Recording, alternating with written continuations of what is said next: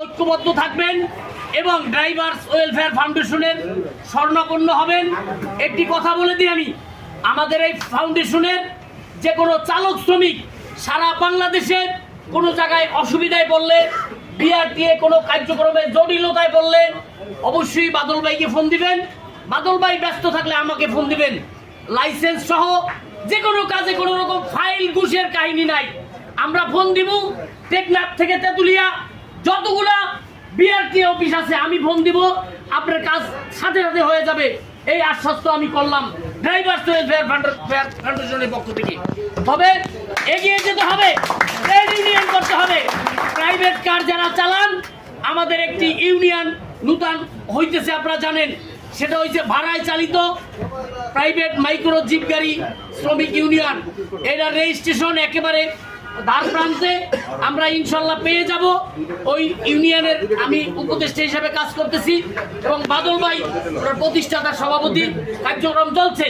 আপনারা সবাই ফর্ম নেবেন, সদস্য হবেন। সংগঠন করলে আপনার শরীরে শক্তি বাড়বে।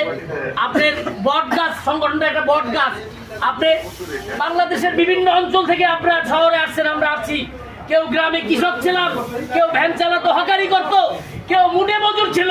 শহরে এসে নিজের বাঁচার তাগিদে একটি কাজ খুঁজে নিয়েছেন। কাজ খুঁজতে যাইয়া নিজের ইচ্ছায়, নিজের পয়সা ব্যয় করে একটা লাইসেন্স করেছেন, নিজের ইচ্ছায় একটি চাকরি নিয়েছেন। সরকার চাকরি দেয় নাই, বিরোধী দল চাকরি দেয় নাই, কোনো নেতায় চাকরি দেয় নাই।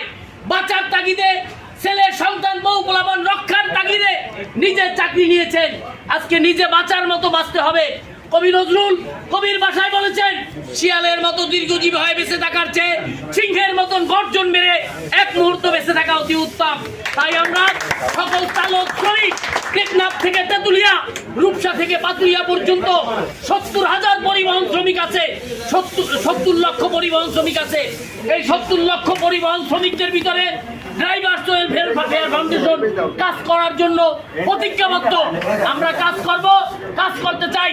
তবে আজকে যারা উপস্থিত আছেন সবাই সহযোগিতা করবেন, আন্তরিক হবেন এবং ড্রাইভার্স ওয়েলফেয়ার ফাউন্ডেশনের একটি কার্ড আছে, আমাদের কার্ডটি আপনারা ব্যবহার করবেন। এ বলি আমি আমার আলোচনা শেষ করছি। দুনিয়ার মজদুর এক হও, মেহনতি মানুষের ঐক্যই মুক্তির পথ। প্রিয় বন্ধুগণ, আমাদের সিদ্দিক ভাই